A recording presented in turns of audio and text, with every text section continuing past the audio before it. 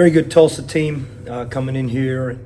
Us and them both tough losses in the first game, so I know there'll be two, hungry teams getting ready to play in both of our second conference game tomorrow. But really good team that poses a lot of challenges for us.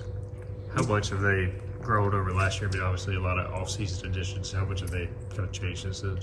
Yeah, I think a lot like us. They're a totally different team, just a different team. And I know Coach Conkle well, and I have so much respect for him as a coach and what he's doing. I mean, we're in a lot of a similar boat in terms of last year, this year, our first years. In terms of this program, obviously he has great experience as a head coach prior. But in terms of their team this year, I mean, they're a different team. We're a different team, no doubt about it. What are some of the things they do really well? Number one, defensively, they're very good. I mean, they hold teams to, under 40% from the field. They guard the three-point line very well. They force a lot of turnovers, very high in steal percentage, and they convert on those turnovers, especially Williams and Haggerty getting out, and, steal percentage is very high for those guys. So their defense creates offense for them. They keep teams at a low field goal percentage, and then they are as good as we've seen all year getting to the free throw line. I mean, they have made 4 less free throws on the season than their opponents have taken, 242 to 246, which is incredible. They're scoring 19 points a game from the free throw line at 73%. So very good team getting to the free throw line, converting, making free throws, and that puts a lot of pressure on your defense. You had a tough game Tuesday night, good quality opponent. And even though you lost, what positives can you take away from that? Probably the biggest thing is that for 36, 37 minutes in terms of executing game plan, we put ourselves in position, to win the game. I mean, not just we weren't in position to be in position. It was a 2-point game with under 4 to go.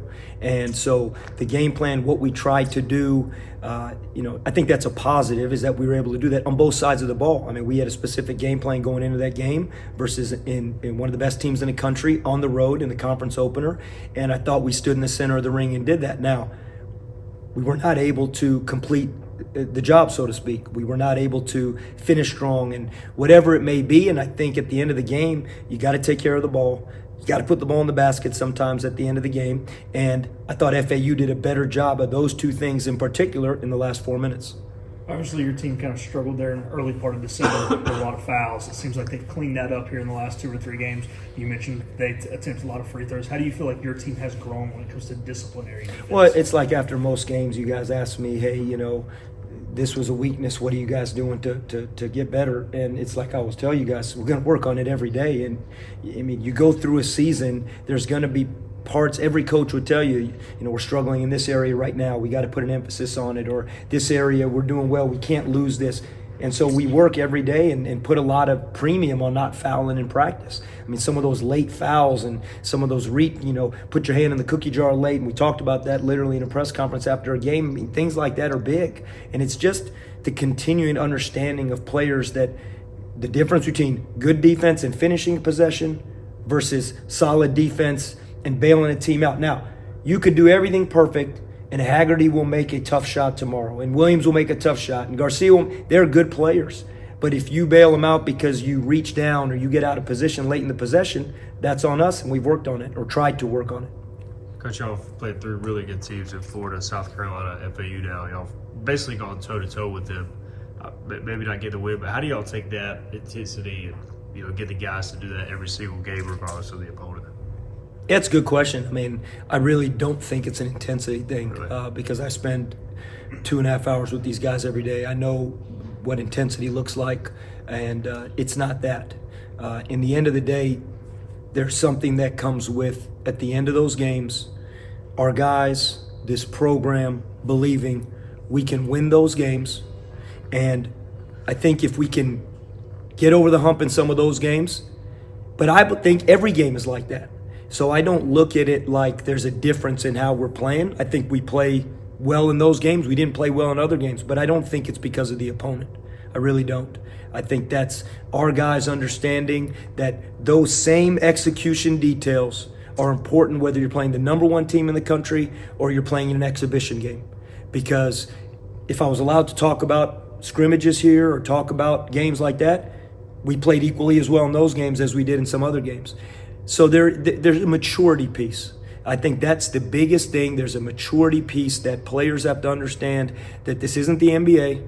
You don't get 85, 90 games. You have 31 games you're guaranteed.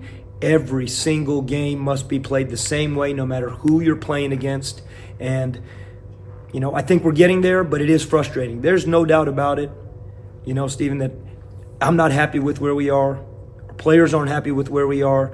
We don't like being 7-7. There's no doubt about it. But this is the process of basketball. November, December, hopefully we're getting better. I think we were better in December than we were in November.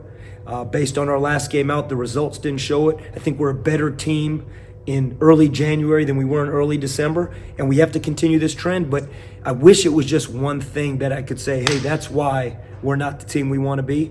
But this is an everyday process of multiple things, of multiple guys putting it together, and at some point we're going to do it. How's Quentin doing? Any chance he could bounce back, go tomorrow? I don't want to ever rule somebody out, but it was a pretty good spring. I mean, that was a good one. It was a huge play in the game, and it was a big spring. And then I was going to ask about Jaden too. I mean, he was so key down the stretch last year. Are you trying to find a way to get him more involved? I know he's been a little banged up too as well. It's solely that. Yeah. It's been his hamstring. It's nothing to do with anything else. It's been his hamstring. Gotcha. That's why he hasn't played the last few games. 100% we want him in there. We need him. And it really hurt us. It hurt us in the ETSU game. It hurt us not having him in the FAU game. I mean, I'm going to him during the game, and I know when someone can go and when they get in. It's just, this is also part of basketball, injuries and dealing with that and guys stepping up.